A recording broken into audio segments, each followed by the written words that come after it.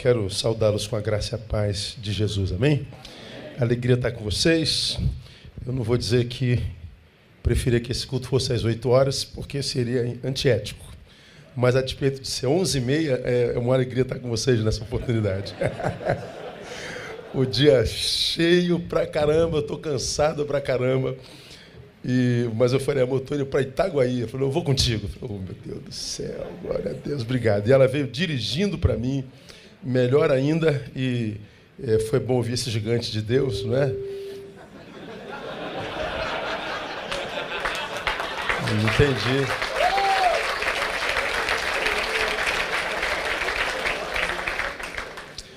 Nem sempre os famosos na história dos homens são conhecidos por Deus. Às vezes, os mais famosos para Deus são anônimos entre nós. Como gigantes, nem sempre são gigantes entre nós, né? São pequenininhos, então você é um gigante de Deus. Então, toma posse dessa palavra, deixa Deus te usar.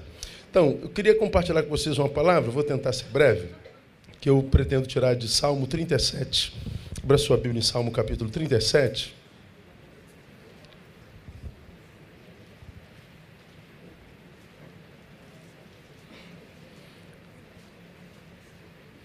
Eu estava sentado lá no cantinho do aeroporto e às vezes eu me escondo por onde eu passo porque dos incômodos de você ser conhecido é que você não tem sossego em lugar nenhum. Não tem restaurante onde você coma que alguém não toque em você e queira tirar uma foto. Não tem aeroporto onde você sente que não tem alguém que vem encher o nosso saco. Entendeu? Então, é o tempo todo. Então, eu vou me escondendo por tudo que é canto. E eu estava lá no meu cantinho, cheguei, pastor, dá licença, pastor. Eu falei, claro, miserável, pode chegar. Mas depois que ele contou o testemunho dele, foi um privilégio tê-lo conhecido. Depois ainda veio o Kleber Lucas para acabar de incomodar. Você foi embora e o Kleber ficou enchendo o saco, entendeu? Aí depois ele me fez alguns convites para estar aqui e tudo mais. E eu fiquei feliz em ter sido instrumento na vida desse irmão. E perder um filho não é brincadeira, não é? Não é fácil. A gente não tem nem como falar, eu imagino o que você passou, porque a nossa imaginação não concebe. Imagina teu filho morto, tenta. Não dá. Imagina teu filho num caixão, tenta. Não dá.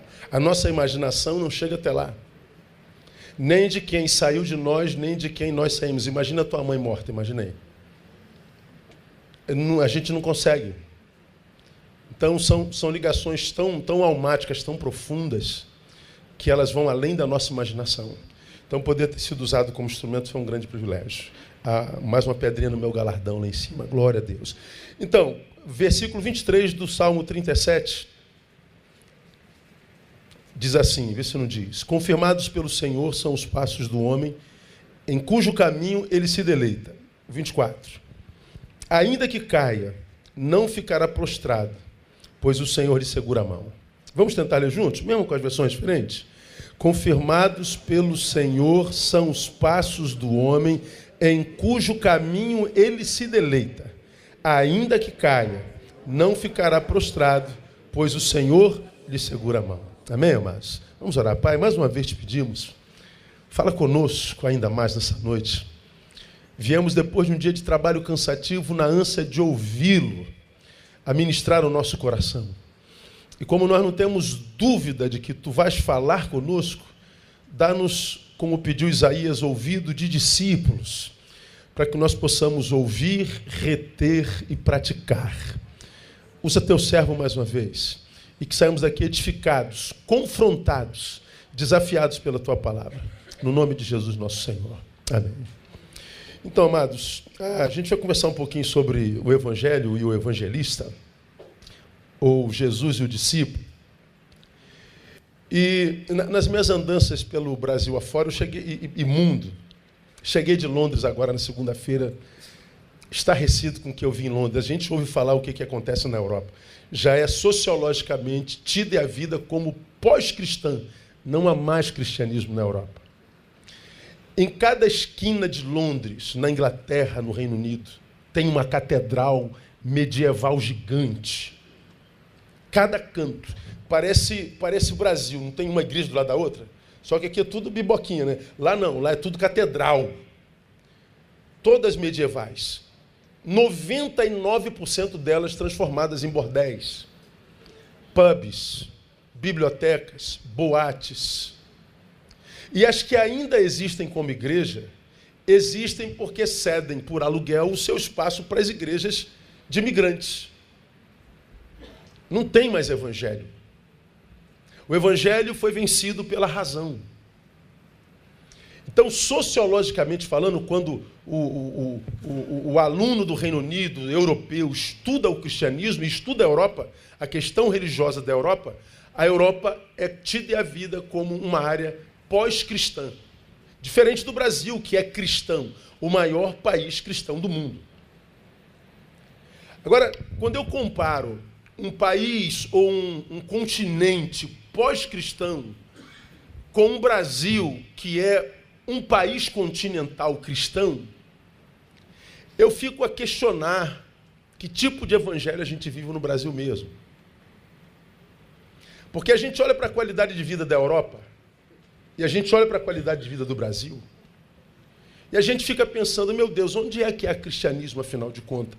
Porque, afinal de contas, diz a palavra, pelos frutos os conhecereis. Nós somos o maior país cristão do planeta, estamos encabeçando todas as pesquisas de pior qualidade de vida do mundo. Está acontecendo entre nós agora a descoberta, por causa do Lava Jato, da maior corrupção da história da sociedade moderna. Nenhuma fase da história da humanidade, em lugar nenhum, produziu um ato de corrupção tão grande quanto esse que nós estamos estudando agora, que passa dos 10 bilhões de reais, que é maior do que o PIB de 33 países do mundo. E olha que não chegamos ainda no BNDES. Isso é um fio da meada. Por que 12 homens, como vocês que me acompanham já me devem ter ouvido pregar, 12 homens, após a ressurreição do Cristo, saem para pregar o Evangelho, e eles alcançam os 4 continentes, 12 homens, rodam o planeta sem avião, sem internet, sem dinheiro, sem formação teológica, não tinha um teólogo entre os apóstolos, não tinha um filósofo entre os apóstolos, tudo peixeiro, tudo gente ruim, tudo xureque, tudo ogro. Mas é que eles não tinham uma mensagem a pregar, eles eram uma mensagem pregada. E onde o evangelho chegava, impactava tudo. Não alcançava só o sujeito mudando a sua religião. Alcançava o sujeito que mudava a sua família, que mudava a sociedade. O evangelho, quando chegava numa cidade, mudava a economia, mudava a educação, mudava a política. É só você ver a Europa. Os países colonizados pelos países católicos, ou seja, pelo catolicismo, como aqui no terceiro mundo, colonizados por Portugal, são os lugares mais miseráveis. Por quê? Porque os países católicos não tinham interesse em educar o povo, porque quanto mais ignorante, mais manipulado. Como as missas eram em latim, só os sacerdotes conheciam a palavra. Quando acontece a reforma, 1517, completamos 500 anos hoje, o que acontece? Os reformadores queriam que o povo tivesse a Bíblia na mão. Aonde que os reformadores investem? Na educação. E são os cristãos que constroem as maiores universidades do planeta. Yale nos Estados Unidos, Cambridge na Inglaterra, Oxford, onde eu estive agora na segunda-feira passada, a Harvard nos Estados Unidos, a Universidade da França. As maiores e mais antigas universidades do planeta são todas construções protestantes. Porque quando o evangelho chegava na nação, mudava a nação. 12 homens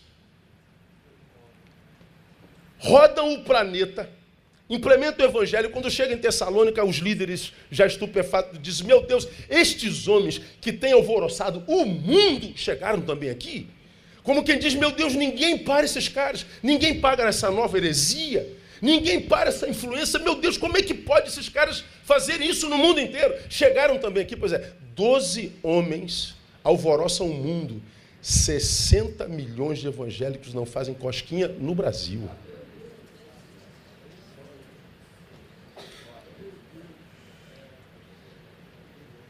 Nós somos o 8º em suicídio. Somos o segundo em consumo de barbituros e psicotrópicos.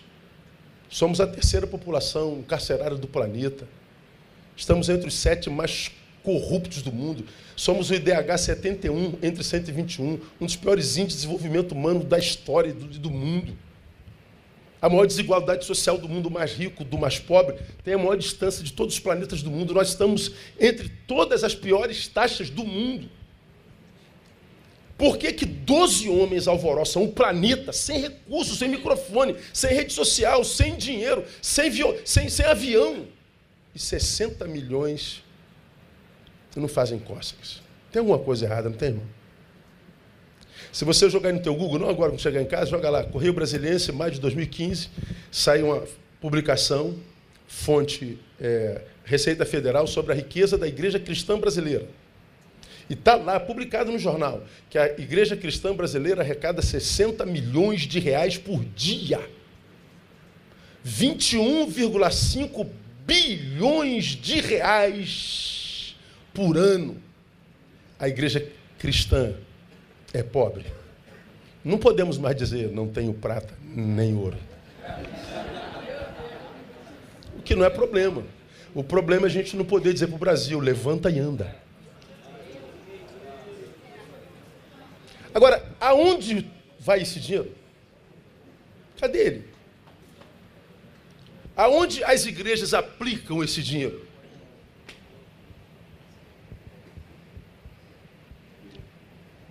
Tem alguma coisa errada com o evangelho dos evangélicos. E qual é o pior dano gerado para mim por um evangelho esvaziado em seu conteúdo? Porque eu acho que o problema do evangelho do Brasil e do terceiro mundo é o esvaziamento do seu conteúdo. Barulho tem, reuniões tem, eventos tem, jargões tem, blá blá blá tem, gritaria tem, catarse tem, sensações epidérmicas tem, mas o conteúdo é muito comprometido. E qual é o problema de um evangelho esvaziado do seu conteúdo? É o infantilismo produzido na vida daqueles que se dizem discípulos de Jesus. O evangelho raso de conteúdo gera discípulos infantis. Infantilismo espiritual. Aí nós temos que, como pastores, que pastorear um rebanho que é tão pequeno, mas tão medíocre, que foi formado por nós mesmos, que acabam por nos adoecer. Mas por que eles nos adoecem? Porque nós os adoecemos. Um pastor doente adoece seu rebanho, que adoecido adoece mais seu pastor. Que mais adoecido adoece seu rebanho, que mais adoecido adoece seu pastor, que mais adoecido adoece ainda mais o rebanho, que mais adoecido adoece o pastor, até que nós, de tanto tempo nesse ciclo de adoecimento mútuo, nós somos acometidos pela morte que o diabo imprime. Ele mata sem tirar a existência. Ele mata, mas você continua com a agenda cheia, continua pregando, continua cantando, continua tocando. Só que não influencia mais nada. Uma igreja não morre quando para de se reunir, ela morre quando para de influenciar. Nós somos sal, pô.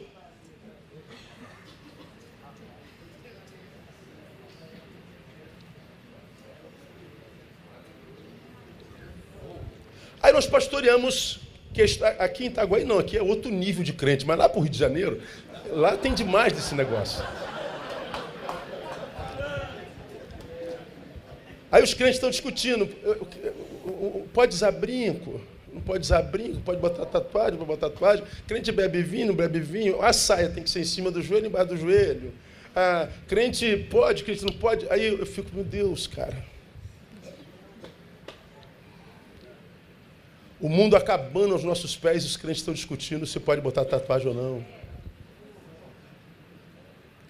A minha filha tem um Rastafari que vem até aqui embaixo assim.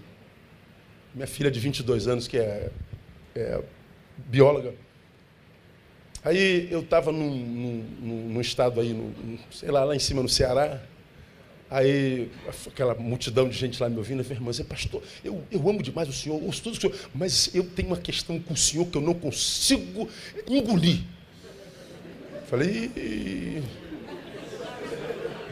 deixa eu ver a besteira que vem. O senhor falou uma vez que a sua filha usa Rastafari. Rastafari tem a ver com o Bob Marley. Bob Marley é maconheiro.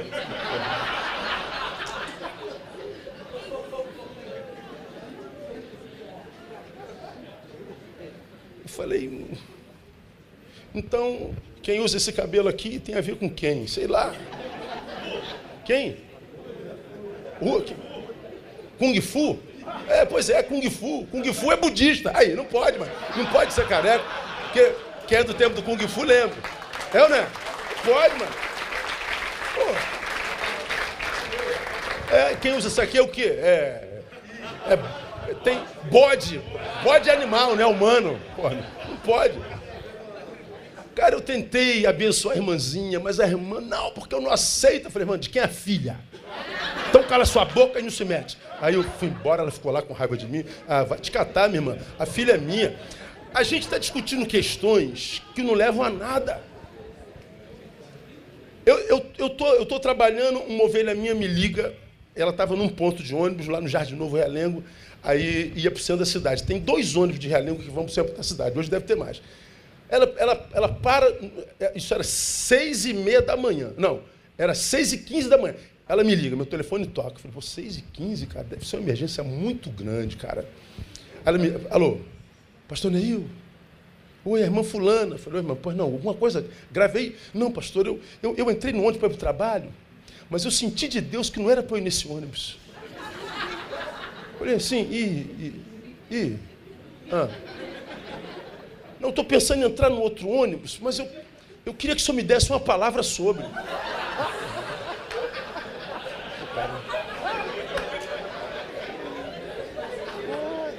Já sentiu vontade de matar alguém ou não? Já sentiu?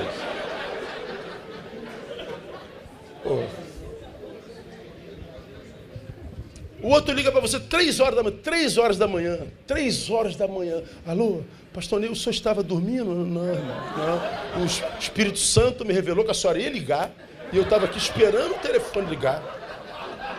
Mas ela sabe que eu não sou tão espiritual assim, tal. Não, porque, pastor, eu estou me sentindo angustiada demais. O Espírito Santo me disse para ligar para o irmão. Eu falei, Espírito Santo, quebra o galho aí. Bota angústia nela às 8 horas da manhã, 9, 3 horas da manhã.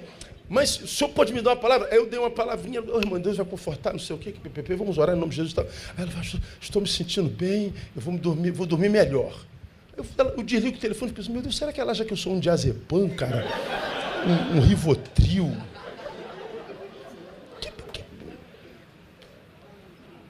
É um infantilismo tão grande. Com quem que eu devo me casar? Com quem que eu não devo? Posso usar isso, não posso aquilo? São questões tão pequenas. Posso ir à praia, não posso ir à praia? Posso usar não sei o quê. O crente chegar perto de você, no século XXI, e perguntar como é que pode fazer sexo com seu marido? Pelo amor de Deus, meu irmão. Nós chegamos ao cúmulo da mediocridade. Isso é infantilismo. Esse evangelho esvaziado de conteúdos não forma só infantis, medíocres, mas gera os crentes magoáveis. Não é MacGyver, é magoáveis. Aqui não deve ter isso, aqui é outro nível de crente. Mas lá para o Rio de Janeiro, aqueles crentes ficam, magoei, não vou mais nessa igreja. Peço ao pastor para cantar na igreja, mas ele só bota para cantar na quarta-feira. Quarta-feira não tem ninguém na igreja. Eu quero cantar domingo à noite. Ninguém reconhece o meu trabalho. Vou embora desta igreja. Estou magoado com o senhor, pastor. Passei pelo senhor, o senhor não apertou minha mão, o senhor não me cumprimentou, o senhor não me viu. Aí, essa gente magoável, não é MacGyver. Você lembra do MacGyver? MacGyver não morria, irmão? Já imaginou se nossos crentes fossem assim? O cara não morria. Mas não, os nossos crentes estão sempre magoáveis. Estão sempre chateados. Estão sempre mudando de igreja porque eles são mais clientes do que discípulos. Querem mais ser servidos do que ser servos. E o pior, nós ficamos manutenindo essa gente magoável, infantil, medíocre no rebanho, que acaba por nos matar. Porque a gente gasta mais tempo com um crente medíocre do que para salvar o incrédulo. O resumo de um evangelho constituído por gente infantil e magoável, problema dessa igreja de bebê é que esse evangelho gera esse tipo de gente que não consegue caminhar com as próprias pernas nunca. Eles dizem que são evangélicos, mas é um evangélico que não consegue bancar a própria existência. É gente que envelhece, mas tem um bebê dentro que não cresce nunca. Todo canto é esse tipo de crente. Crente velho que tem um bebê dentro que não cresce nunca. Agora, qual é o problema da igreja de bebês? É que o pastor tem que ser babá.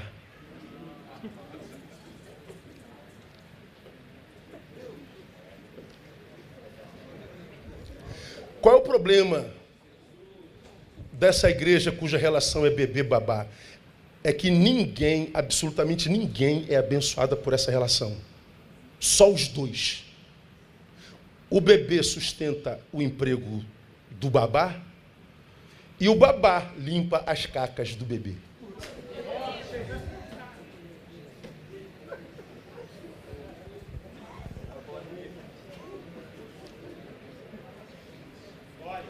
Um garante o emprego do outro e o outro faz todas as vontades do bebê. O pastor babá só nega a verdade para não magoar a ovelha.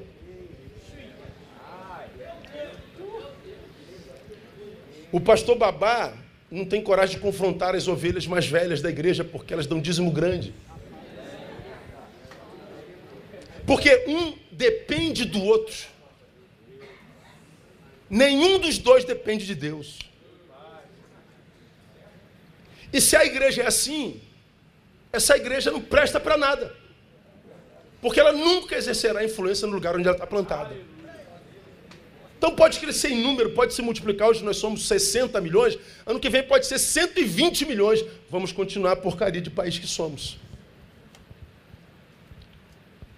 Porque nós não formamos crentes maduros. Estabelece, portanto, isso que eu chamo de teologia da manutenção, que nada mais é, ou seja, você mantém o meu emprego e eu mantenho te mantendo o meu emprego fazendo a tua vontade. Então, a gente chama isso de igreja, chama de comunhão, mas isso é um parasitismo disfarçado de comunhão.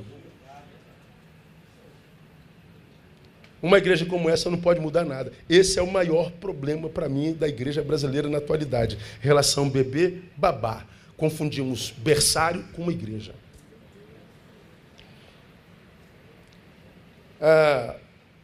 O problema da igreja não é o diabo, o problema da igreja é o crente atrofiado. Eu sou pastor há 27 anos, eu nunca tive problema com o diabo, mas com crente, irmão.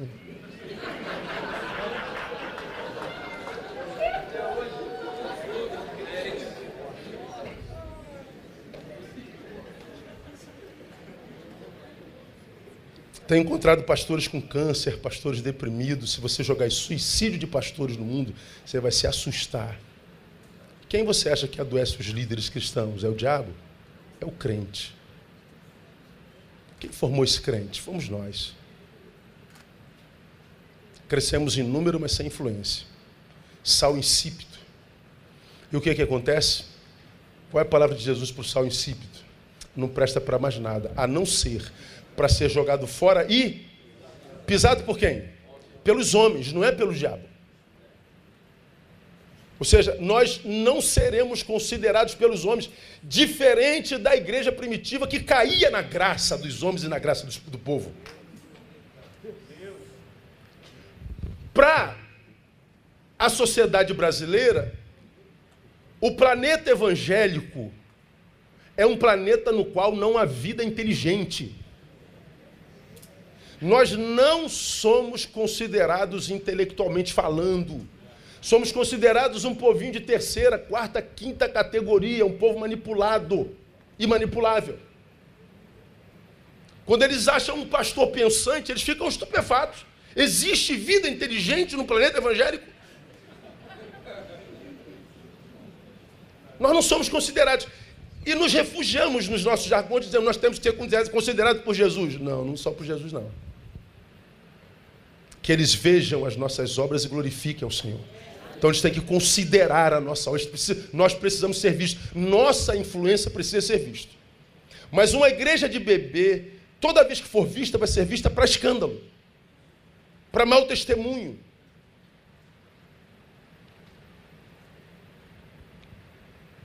Então, quando eu olho para esse texto, vou chegar nele agora. Confirmados pelo Senhor são os passos do homem cujo caminho ele se deleita. Ainda que caia, não ficará prostrado, por o Senhor segura a mão. Esse texto, para mim, ele é de uma maravilha, assim, estupefata. Porque ele desconstrói uma ideologia evangélica que não tem respaldo bíblico, que diz que Deus é mais servo nosso do que Senhor. De que quem trabalha é Ele. Deus faz pelo teu servo, Deus abre para o teu servo, Deus quebra para o teu servo, Deus peleja pelo teu servo, Deus, quem faz é Deus nessa nossa relação. Aí nós vemos um monte de gente frustrada com Deus, porque criaram um Deus para si, que não é o Deus da Bíblia. E porque não é o Deus que o criou, mas é um Deus que ele criou, ele se frustra com esse Deus. Há um vídeo antigo meu rodando aí, que eu falo de um enterro que eu fui de uma menina que eu sepultei com 11 anos, morreu de leucemia. Aí, descendo de Brasília, estou indo para o cemitério de Jardim da Saudade, em Paciência, e a gente orou tanto para aquela menina, oramos, e oramos mais um pouco, e a menina morre. Aí chega a notícia, num dia anterior, eu estava fazendo conferência em Brasília, aí eu falei, caramba, eu vou chegar aí na hora do enterro, cara, manda atrasar um pouquinho, que eu vou sair do aeroporto, o carro da igreja me pega, eu vou direto para lá. Aí eu estou indo para o enterro, eu falei, Deus, o que eu falo no enterro de uma criança de 11 anos, que nós oramos como loucos, para o Senhor curar, para glorificar o seu nome, a menina morreu, o que eu falo para limpar a tua barra lá, Deus? Olha. Como é que se explica isso? No meio do caminho, estou indo enterrar uma criança, meu telefone toca, doutor Marcelo, falou, pastor, meu filho nasceu, estou feliz da vida, meu filho nasceu. Filho dele, gravidez perigosa demais, com risco de vida da criança. Meu filho nasceu perfeito, meu filho nasceu bem, meu filho nasceu bom. Eu falei, Deus, entendi, muito obrigado. Eu chego lá no cemitério, já estava quase na hora de sair o corpo, todo mundo cabisbaixo, contristado, e eu pego a palavra e falo assim, eu imagino que todos vocês devem estar pensando no íntimo do seu ser, como pode Deus não curar uma criança dessa? Como é que Deus pode permitir que uma criança sofra tanto? Quando eu olho para esse corpo, eu tenho a sensação que Deus não é bom. Aí todo mundo, é verdade. Estamos com a criança com leucemia nesse exato momento no hospital. Eu entrei aqui, eu estava do lado de fora chorando, porque tem uma ovelhinha minha que é amada como filha, tem síndrome de Down, está com a leucemia agressiva, fez uma cirurgia grave hoje, tirou parte do intestino grosso, está entubada. Nesse exato momento, entrei ali agora, eu recebi, porque eu estava falando no telefone. Como é que Deus pode permitir que uma criança sofra desse jeito todo mundo? Eu, quando olho para essa criança, eu tenho a sensação de que Deus é mau. E todo mundo concordando. Agora, pensem comigo, eu estava vindo para cá, meu telefone toca, um advogado da minha igreja diz, meu filho nasceu, meu filho está perfeito, Pensem comigo, hoje eu sepulto uma criança, nesse exato momento nasceu uma criança. Aqui no cemitério, vendo uma criança enterrando, eu tenho a sensação de que Deus é mau, mas transportem-se comigo imaginariamente para o berçário para onde aquela criança nasceu. Se num velório Deus é mau, num berçário onde a criança nasceu, Deus é o quê? Deus é bom. Mas se uma criança morre no mesmo dia que a outra nasce, Deus é bom ou Deus é mau? Porque nós temos essa ideia de que Deus é e deixa de ser a proporção do que acontece com a gente. Passei no concurso público, Deus é bom. Fui demitido, Deus é mau. Emagreci 5 quilos, Deus é bom. Engordei 15, Deus é mau. Consegui a menina que eu amo, Deus é bom, ela me deu fora, Deus é mau. Estou revoltado com Deus, estou decepcionado com Deus. Já ouviram isso nos seus rebanhos? Como que Deus pode, pastor? Como que Deus pode? Por quê? Não é visão equivocada a respeito de Deus, é visão equivocada a respeito de nós mesmos. Nós achamos que somos o centro do universo. E que o mundo gira em torno de nós. Isso não é evangelho, isso é humanismo. Foi Protágoras quem disse isso. Que o homem é o centro de todas as coisas e todas as coisas convergem nele. O cristão infantil, ele vive um evangelho humanista, que acha que até Deus gira em torno dele. Então, porque a minha filha está doente, Deus não presta, mas a filha dele está celebrando de vida. Deus presta ou não presta? Bom, Deus não muda. O que muda é a nossa visão dele quando nós não sabemos lidar com nossas dores. E por que nós não sabemos lidar com as nossas dores? Porque nós somos meninos. Somos infantis, somos medíocres. Achamos que Deus é quem faz tudo. Ou ele é meu servo, ou eu sou um fantoche dele. Ele faz como ele quer. A gente tem essa ideia de que ele faz como quer. Agora, olha o que esse texto está ensinando para a gente, meu irmão. De repente você está aqui meio frustrado com Deus no teu ministério, na tua vida financeira, na tua vida amorosa, sei lá. Olha o que esse texto ensina para nós e é para mim revolucionário. Confirmados pelo Senhor, são os passos do homem em cujo caminho ele se deleita. Então o que esse texto está dizendo? Quem planeja meus passos sou eu. Deus confirma, ou não. Confirmados pelo Senhor, são os passos do homem cujo caminho ele se deleita. Então ele está dizendo, aí, quem faz teus passos é você, meu irmão. Para que esse negócio ficar achando que eu vou ter que te apontar a minha vontade o tempo inteiro. Que eu vou te dizer com quem você vai casar, que eu vou te dizer quando você vai chegar lá, que eu vou te dizer qual igreja você vai, que eu vou te dizer qual decisão tomar, que eu vou dar tudo prontinho para você, Neil. Neil, se você pensa que é assim, você vai se frustrar comigo. E diga que não é verdade, meu irmão. Quantas vezes eu, nas minhas madrugadas, crise no meu ministério, eu em litígio com Deus, crise de fé, imagina a crise, era uma crise personificada. Eu falava, Deus, dá um sinal, fala alguma coisa, derruba um livro, estoura uma lâmpada, manda uma borboleta, manda um vento, fala qualquer coisa. E o que Deus falava? Nada. Já passou por isso, irmão? E o pior, o silêncio de Deus fala dessa. Só que quase nunca a gente escuta o que o silêncio diz. Porque quase sempre, porque meninos, quando escutamos o silêncio de Deus, o que nós escutamos é, ele me abandonou. Aí você olha para o lado, você olha para outras religiões, aí você fica mais frustrado ainda, porque tem aquele cara que é astrólogo. Então vou consultar os astros. Ele vai lá na astróloga, meu. Qual é teu signo, Enoque? O meu é leão. Ah, é leão? Então deixa eu fazer. Ele joga lá, bota o mapa assim. Tá aqui, ó.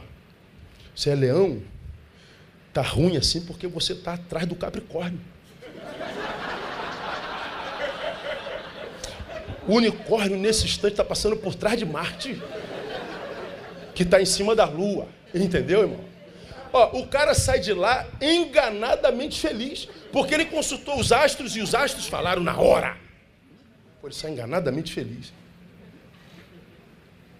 Pô, o cara vai lá na cartomante. Qual o teu nome? Idade e data de nascimento. Aí ele vai tirando as cartas assim, ó. Pum, tá aqui, ó. Ele consulta as cartas e as cartas falam na hora. Ele sai de lá enganadamente feliz. O outro consulta os búzios, o cara vai lá no preto velho lá. E aí, pai, vê aí como é que tá. Ele joga lá e o ih, Mizifi. O bagulho tá doido pra você, Mizifi. Aí ele diz lá que o bagulho tá doido. E o cara sai de lá enganadamente feliz. Porque ele consultou os búzios falaram na hora. Agora, você entra no teu quarto, em secreto. Fala com teu pai em secreto. E o que acontece? Nada.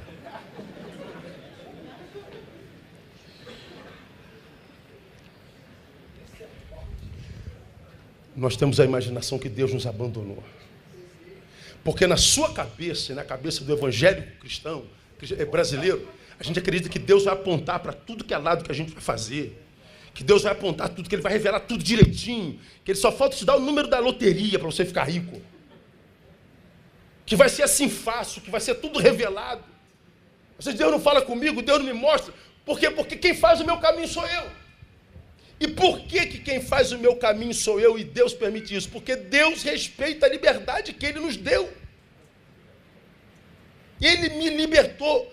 Se, pois, o Filho vos libertar, concluam para mim, verdadeiramente sereis livres. Agora, um Deus que me liberta e ao mesmo tempo controla a minha vida, dizendo o que eu posso fazer, aonde eu vou, com quem eu vou, que hora eu vou, que eu vou. Pelo amor de Deus, Ele não me libertou, Ele só me trocou de cadeia. Deus não nos trata como seres autômatos. Ele nos fez autônomos. A liberdade dele é verdadeira, porque quando Ele, o libertador, me liberta inclusive dele que é libertador. Jesus diz assim, Neil, você está livre, inclusive de mim, só me serve se quiser. E tem que ser por amor. Ele não brinca com a nossa liberdade. Alguns imaginam que equivocadamente nele o homem só teria trocado de cadeia. Por quê? Porque o cara deixa o pecado, aí vem para a religião, aí vira um produto. Um serzinho igual a todo mundo, um performáticozinho, um cãozinho adestrado. E o pior, ele está na pior cadeia, porque o pecador, ele sabe que precisa ser liberto. O religioso nem sabe que está preso. Ele nem sabe que é escravo.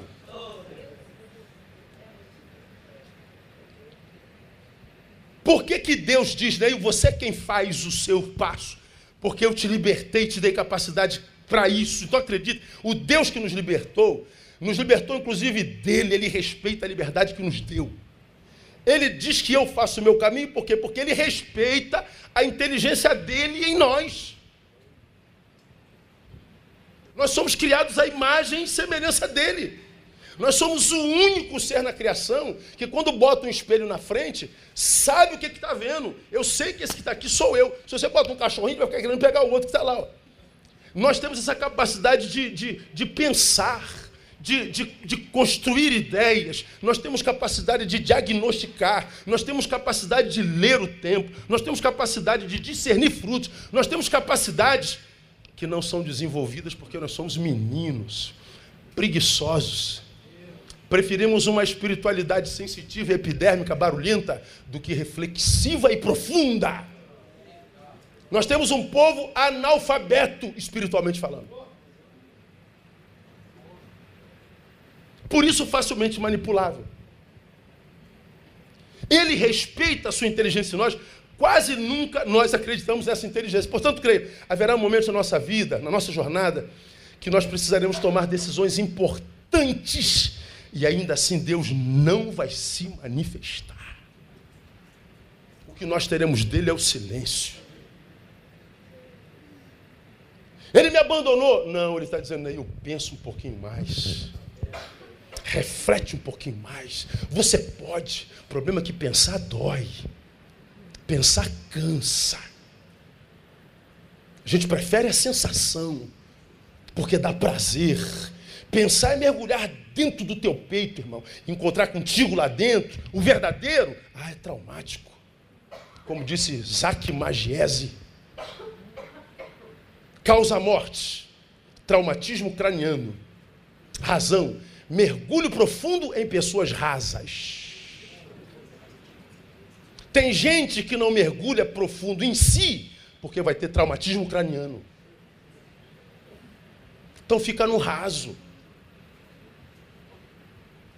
Nem sempre Deus vai apontar. Porque se Deus apontasse sempre a sua vontade, eu não precisaria de fé. Fé é dar o passo, depois ele bota o chão.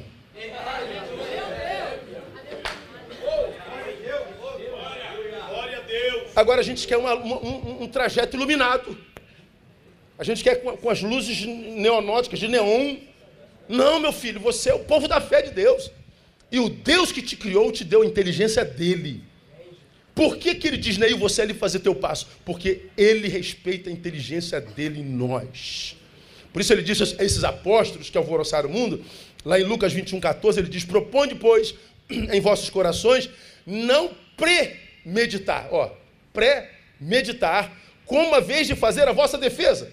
porque eu vos darei boca e sabedoria, a que nenhum dos vossos adversários poderá resistir. Boca e sabedoria. Bom, é só voltar a Osés, irmão. O meu povo está sendo destruído. Por quê? Lhe falta conhecimento. É meu povo? É. Mas está destruído? Tá. Então eu posso ser de Deus e viver derrotado. É por abandono de Deus? Não, por falta de esforço para conhecer. A fé brasileira não é reflexiva, é sensitiva. Estou sentindo o poder de Deus, estou sentindo o poder de Deus, estou sentindo o poder de Deus. Engraçado, pode ser o ar-condicionado, frio. Esse culto foi uma bênção, senti o fogo de Deus, a bola de fogo, a espada de fogo, o anjo, tudo de fogo, foi glória de poder de Deus. Legal, na porta, o que você aprendeu nesse culto? Não aprendeu, não aprendi nada, mas que foi uma bênção, foi. Você é um ignorante cheio de poder. E qual é o problema de ser um ignorante cheio de poder? É porque quem puxa a carroça é o poderoso, que é o burro, é o cavalo. O cavalo tem muito mais força do que nós, mas quem puxa a carroça é ele. Se o cavalo soubesse a força que tem, quem puxava a carroça era nós.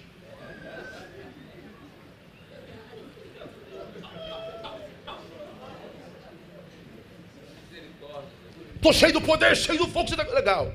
E cérebro tem? Não. Não quer dizer nada. É como disse o Boff, né, Leonardo Boff, a sabedoria de um homem não se mede pela quantidade de informação que ele possui, mas pelo uso que faz dela.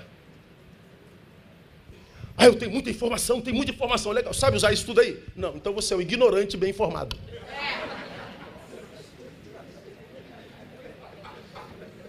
Ah, nós somos o povo do poder de Deus, legal. Sabe usar esse poder? Não. Cadê os frutos da igreja no caminho? Cadê a influência dessa igreja no Brasil? Aonde nós podemos tocar nessa influência? Onde é que nós podemos fotografar essa? Cadê? Como que a gente pode mensurar esse poder? Essa influência da igreja? Não. A influência é só aqui, de oração, que nunca frutifica, nunca se materializa, nunca se mensura. Porque a gente acha que Deus vai apontar o caminho. Então, aprenda, você que está, principalmente você que é líder, que é solitário ser líder de igreja. O único na igreja que não tem pastor é o pastor. E mais, ele faz parte de uma classe que é a mais dividida de todas as classes profissionais. Então, a solidão é quase uma imposição. Então há momentos que a gente vai precisar tanto de Deus. Deus fala, dê um sinal, se manifesta, diga alguma coisa. Deus não vai falar nada, porque quem planeja teus passos é você. Eu respeito a inteligência que eu te dei. Você tem capacidade de diagnóstico, você pode ampliar a tua reflexão, você pode comparar o teu tempo com a palavra que você já estudou, você pode estudar outras coisas além da palavra, você pode evoluir como ser humano para que você possa ser referência de ser humano entre a humanidade e a geração que eu te plantei. Quem faz meus passos sou eu. Segunda lição que a gente tira aqui, ó. Dependendo desse planejamento que eu faço dos meus caminhos, Deus anda no caminho comigo ou não. Confirmados pelo Senhor são os passos do homem, cujo caminho ele se agrada. Então ele está dizendo, esse caminho que você está trilhando, Neil, me agrada, então eu vou contigo. Não, Neil, esse caminho que você está trilhando não me agrada não vou contigo não, você está só. Então perceba, a presença de Deus na minha vida depende mais de mim do que dele. Quando ele diz que dependendo desse planejamento ele anda comigo ou não, cujo caminho ele se deleita, significa que, primeiro, Deus não negocia a sua soberania. Significa dizer o quê? Ele não negocia o seu caráter e muito menos viola os seus princípios. Então, eu preciso pensar sobre qual caminho trilhar. Eu preciso raciocinar sobre em qual projeto entrar. Eu preciso saber com quem me aliançar. Eu preciso saber. Ou seja, a minha vida precisa ser racional. Porque se o meu caminho lhe agrada, ele vem comigo. Se não lhe agrada, ele é livre para não vir. Ele é quem está dizendo. Se escolhi o caminho mau, se escolhi o erro, mesmo que Ele me ame com amor eterno, Ele nunca abençoará o nosso erro. Deus muitas vezes tem que nos ver sofrer calado. Porque se Deus me livra do fruto do meu plantio, Ele gera em mim um delinquente.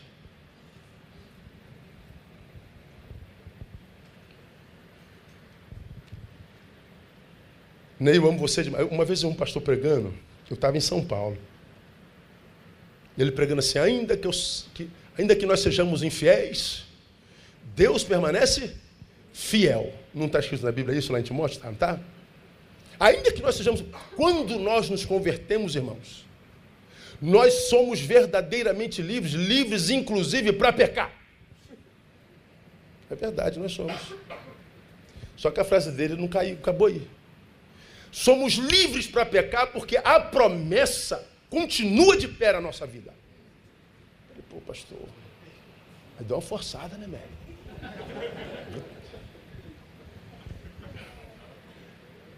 Vocês já se encontraram, mesmo aqui em Itaguaí, que é outro nível de crente, aquelas ovelhas e amigos, ou você mesmo decepcionado com Deus, porque Deus lhe fez promessa e não cumpriu. Deus falou comigo e não cumpriu, pastor. Deus disse que ia fazer e não fez, pastor. Deus disse e não fez, pastor. E um monte de gente frustrada com Deus. Toda vez que eu encontro um desses, Deus prometeu e não fez, eu pergunto, quando Deus prometeu para você, você era exatamente esse que você está aqui, do meu lado? Um murmurador? Um que está dizendo que Deus é mentiroso, porque se ele prometeu, não cumpriu, Deus é o quê? Mentiroso. Quando ele prometeu para isso que você é hoje? Não, pastor, porque eu estou bem afastado mesmo, estou bem revoltado. Pois é, não há promessa para isso no que você se transforma, meu filho, se você perdeu a capacidade de esperar. Se Deus falou contigo, se Ele prometeu, porque Ele falou contigo. Se Ele falou contigo, você estava no altar. Você estava adorando o seu nome, você estava dentro do teu projeto, da tua vocação. Mas se você não soube esperar o tempo de Deus, se transformou nisso, não há promessa para isso, não há projeto para isso, Deus não conhece isso. Então, se você quer ver a promessa de Deus se cumprindo, volta a ser aquele que você era quando Ele te fez a promessa. Então, para de murmurar e trata de se quebrantar. Porque se eu me deformo da qualidade de adorador para murmurador, o murmurador Deus não conhece, Ele só conhece adorador. Então, como a Bíblia diz que ainda que eu seja infiel, Ele permanece fiel, significa o seguinte, Neil, se você é fiel, eu permaneço fiel. A promessa é real, é verdadeira. Mas se você se torna infiel, eu permaneço fiel. Ou seja, eu não posso mais dar a você o que eu daria àquele que você era na minha presença. Está cancelado. Porque Ele permanece fiel. Porque se Ele desse a esse estranho, essa coisa na qual me tornei, o mesmo que Ele daria àquele que eu era na presença dele, ele se traiu. E um Deus que se trai não é Deus. Então quem faz meu caminho sou eu. E dependendo desse caminho, Deus vem comigo ou não, porque Ele não negocia a sua soberania, e mais, porque liberdade é uma via de mão dupla. Se de um lado Ele me liberta, inclusive dele, ou seja, não me obriga a ir com Ele, por outro lado, Ele não se obriga a vir comigo se eu me deformei.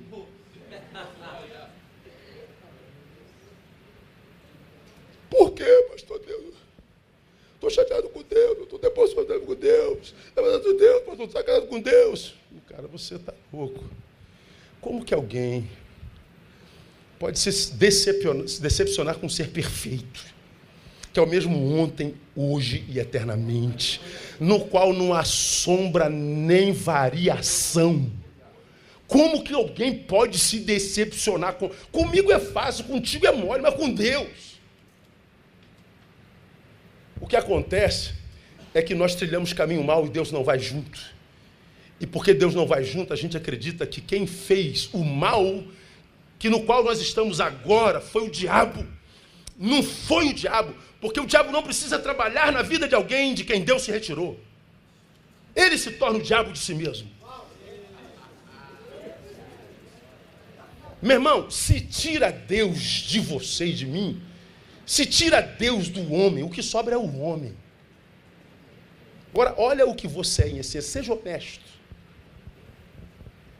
Deus me livre, Deus me entregar a mim, Deus me entregue ao diabo, mas a mim não. Porque Deus, em momento algum na caminhada, disse que para segui-lo, eu tinha que renunciar os pactos com o diabo. Eu ouço muito por aí. Mas eu ouço Deus falando, eu quer vir após mim? Negue-se a si mesmo.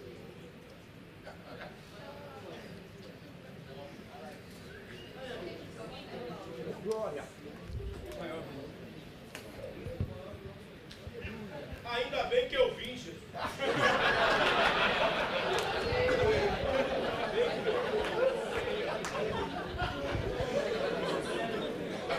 Então, amado, a presença de Deus em meu caminho depende mais de mim do que dele. Como é o nome daquele livro Filemão, né? Filemão que conta a história de Onésimo.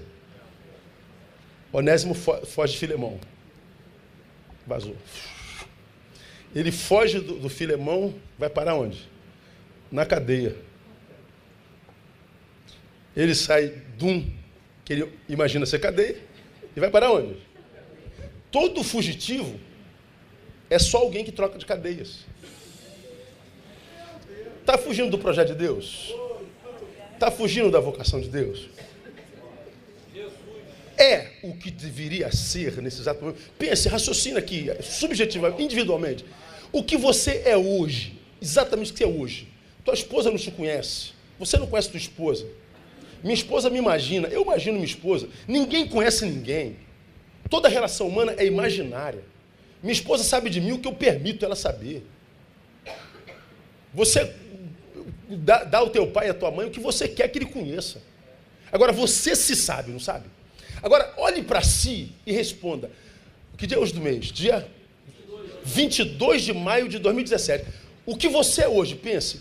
É isso que você acha que Deus tinha planejado para você em 22 de maio de 2017? Ou você poderia ser bem melhor? Ou você está fora do caminho, fora da vocação, está fora do propósito? Ou você não é aquele membro do corpo que deveria ser para que aquele corpo fosse mais saudável? Se é que você é membro de algum corpo. Aí tem aí o fenômeno dos desigrejados no Brasil.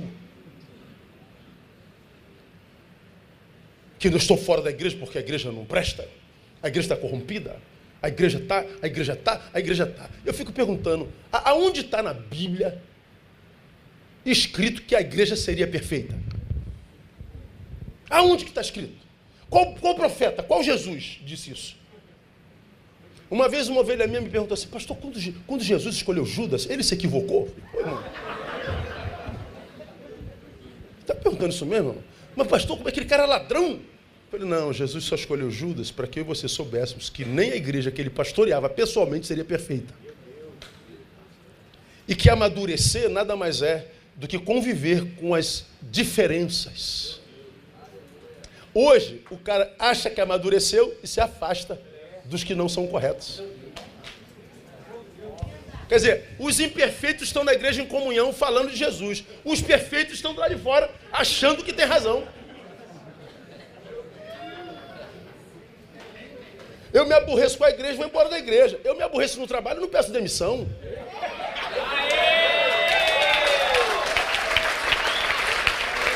Eu me aborreço com o meu time e não troco de time. Pô, eu sou vascaíno, irmão. Já era para ter trocado de clube há muito tempo. Mano, permaneço vascaíno, caindo. Mas não, a gente só abandona a igreja. E cheio de razão.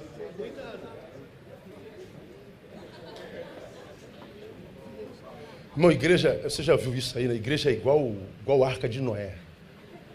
Tem todo tipo de bicho.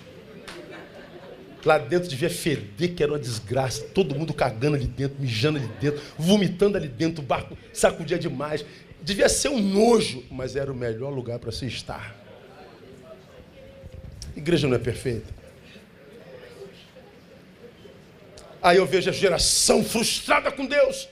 Por que Deus não faz? Porque o caminho que você escolheu não é um caminho no qual ele se deleita. Então eu costumo dizer o seguinte, olha, Deus não é estraga prazeres. Mas se os teus prazeres não forem prazeres para os quais Deus possa ser convidado, logo, logo esses prazeres estragarão a sua vida. Deus não é estraga prazeres. Mas se Deus não puder ser convidado para os teus prazeres estragarão suas vidas. Se o que me dá prazer, se o que me dá gozo, Deus não pode ir comigo, meu irmão, esses prazeres vão acabar com a sua vida. E o que você acha que está acabando com a vida dessa geração? É o mal? Não, não, é o bem, é o gostoso, é o prazeroso, é o saboroso. Porque na dor, a gente para refletir e cresce. Na celebração, ninguém pensa. Eu admiro o diabo pra caramba. Trabalhador.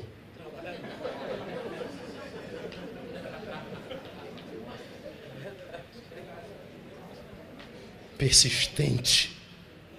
Inteligente.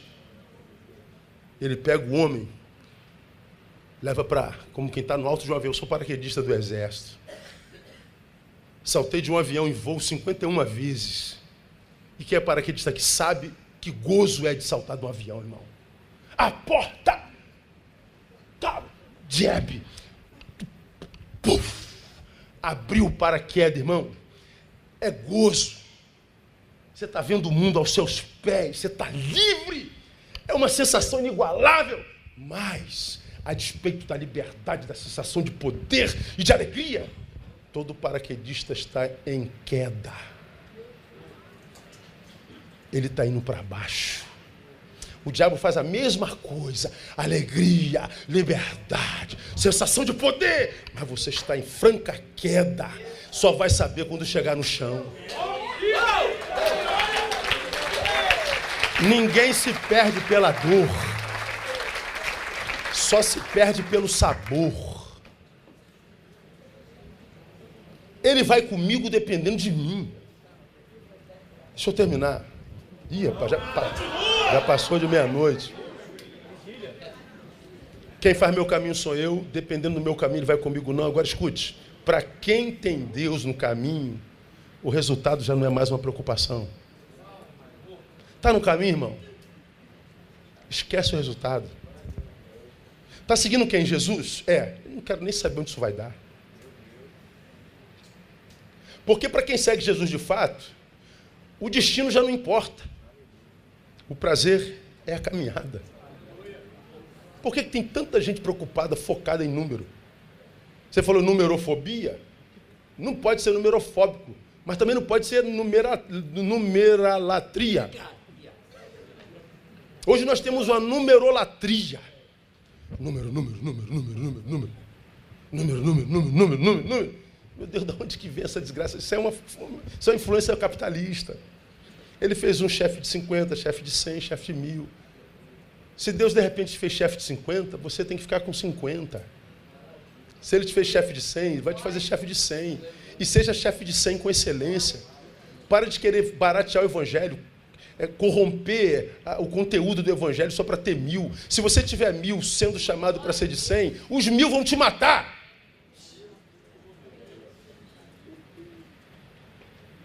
Ele dá a cada um para o que for útil. Descubra a tua utilidade. Eu quero ser igual o pastor fulano, eu quero ser igual o pastor ciclano. Não seja igual a ele.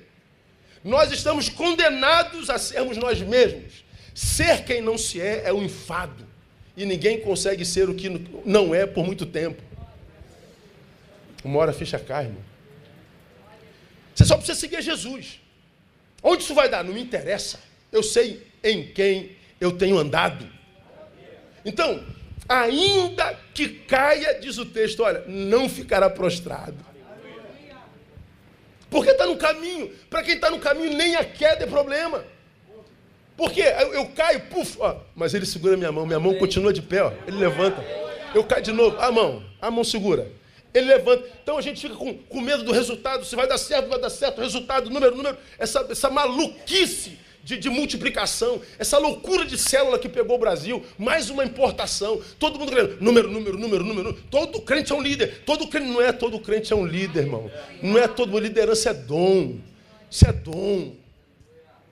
Você não foi formado em série, você é único. Descubra quem você é no corpo e seja. Porque a um Deus fez unha, a outra ele fez cérebro. A um ele fez baço, a outra ele fez coração. Nós não somos iguais. A nossa riqueza está na nossa diversidade. Agora nós estamos querendo formar crente em séries. E na ganância do número a gente compromete o conteúdo. Envelhecem, mas permanecem meninos. Medíocres. Para quem entendeu no caminho, o resultado já não é mais uma preocupação. Aí o que acontece? A ansiedade é vencida.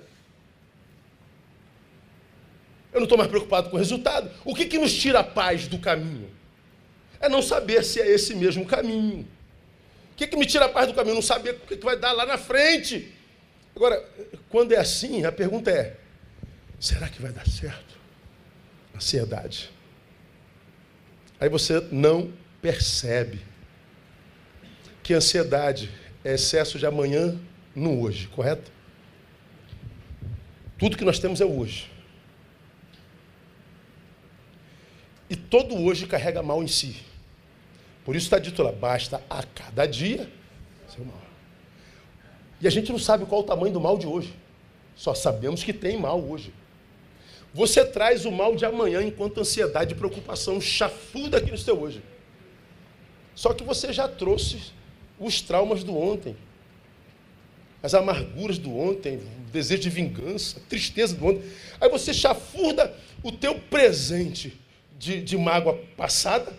Você chafurda o teu presente de ansiedade do futuro. O que acontece? Você está em qualquer lugar, menos aqui.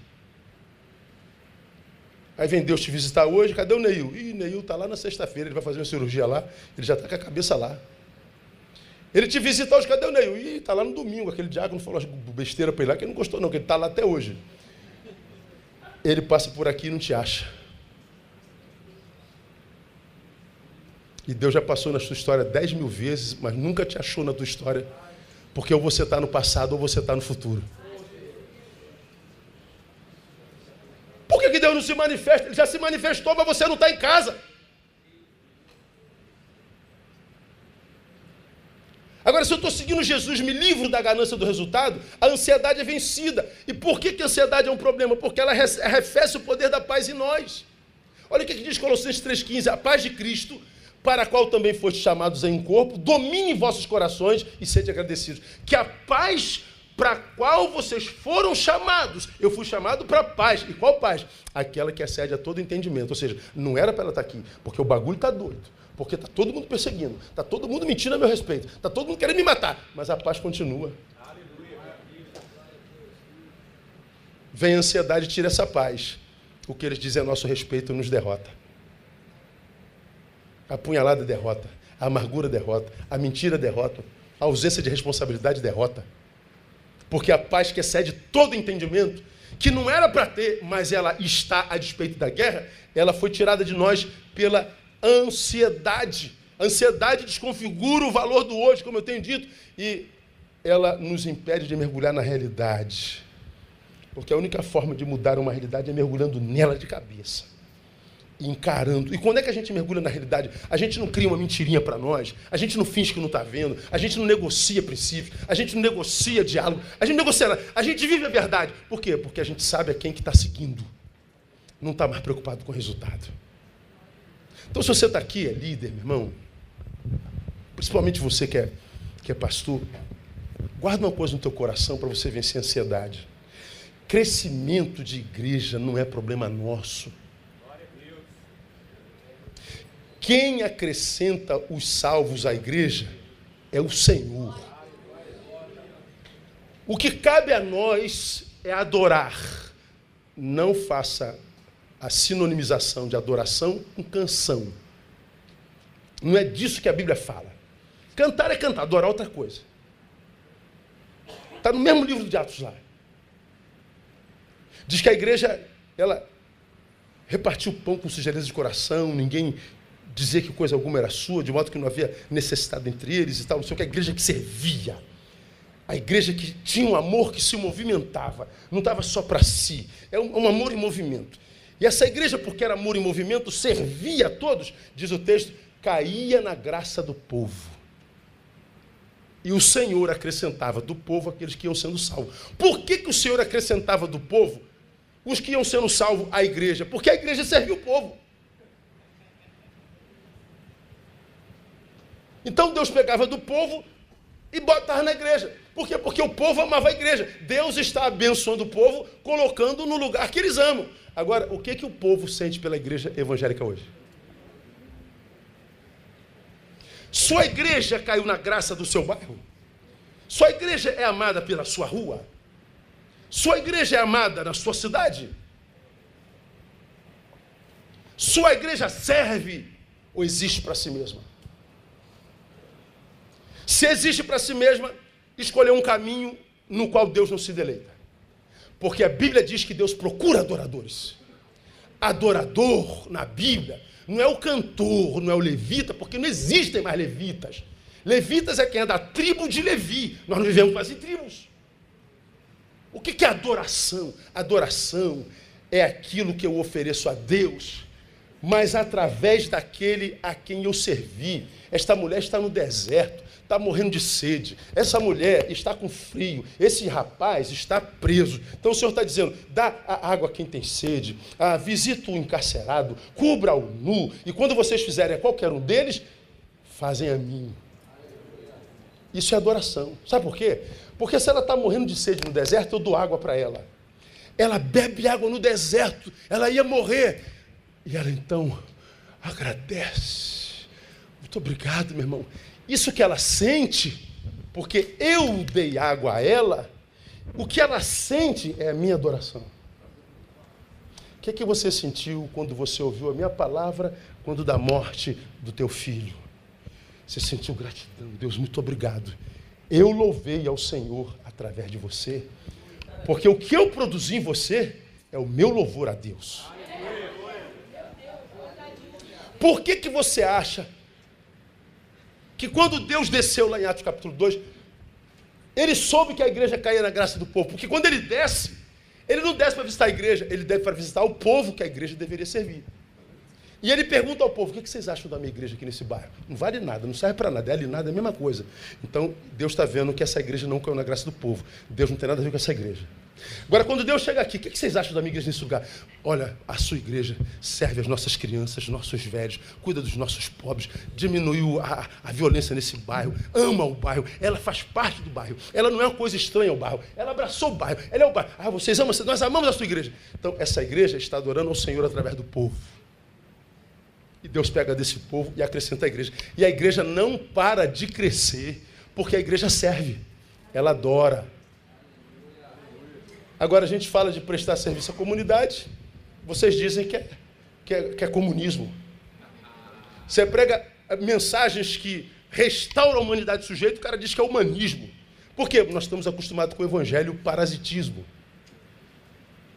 Uma igreja que existe para si, cujo mundo é do tamanho do umbigo,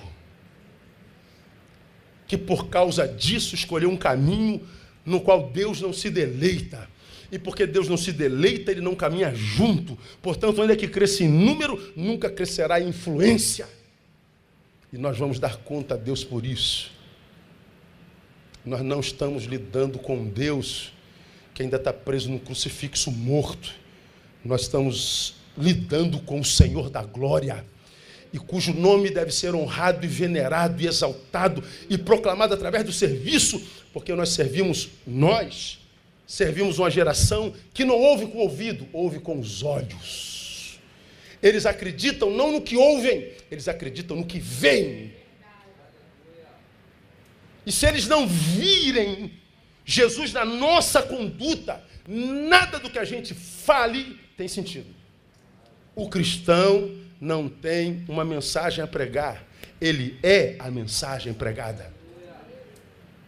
Esse é um tempo no qual nós não devemos mais abrir a boca, só viver Jesus de Nazaré. E se nós vivemos isso, Ele vem com a gente no caminho.